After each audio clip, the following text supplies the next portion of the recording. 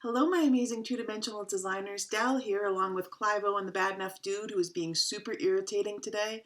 And we are here to talk to you more about Project 5 and also to demonstrate some techniques you'll use to complete it.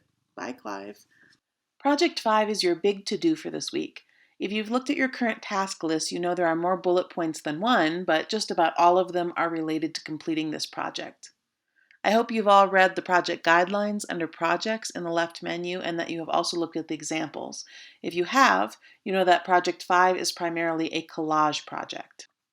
So what is collage? Well, collage is the technique of arranging and adhering pieces of paper, photographs, fabric, and other things onto a supporting surface. Collage has been used by artists for more than 2,000 years, but it really gained popularity in the 20th century through experiments by artists like Picasso, who were very interested in creating different surfaces as part of a more modern way to express themselves. There is a good chance that most of you have made a collage at some point in your life, and if not, you're likely familiar with them. There are lots of ways to collage, but two of the most common are photo montage and mosaic. Photomontage is a type of collage in which the artist cuts out existing photographs from sources like magazines and advertisements and rearranges them together in a new scene. If a photomontage artist wants, say, a lollipop in their collage, they typically look for a picture of a lollipop to cut out. They sometimes also repurpose things. For example, in this famous collage from British pop artist Richard Hamilton, the rug on the floor is actually a cutout photo of a Jackson Pollock drip painting. Kind of a burn. By contrast, mosaic collagers are not interested in repurposing photographs. If a mosaic collager wants to make a lollipop, they find the color red they want in a magazine or another source, and they cut that into pieces of varying sizes that are then assembled into the shape of the candy.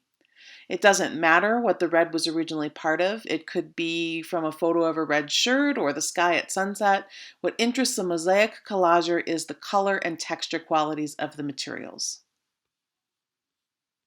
For Project 5, you will be using the mosaic collage method of working.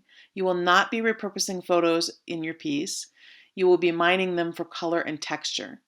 The easiest place to find this color and texture is in found paper, which is what most of you will be using.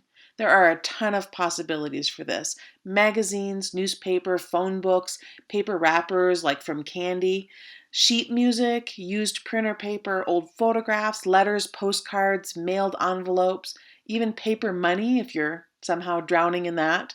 Old drawings and artwork, what an excellent way to use those sorts of things, and much, much more. Try to find things to use in your Project 5 artwork that had another life before you used them. In other words, find things that are used rather than something that's new or out of a package. Part of the point of collage is that the material you add gives personality and meaning and visual interest to the artwork that you're making. And one of the interesting things about doing that type of art in this particular moment of time is that you have to mine your own personal space to find things, which will add a interest that's particular to you. By the way, you can use other kinds of objects in your collage too. Bits of fabric or plastic, string, little found objects, and so forth. If you feel like it will enhance your work, go for it. You're also allowed to use some mixed media. That is to say, you can add a few touches with another two-dimensional art making technique like drawing or painting. Just be sure the majority of your artwork is created with collage.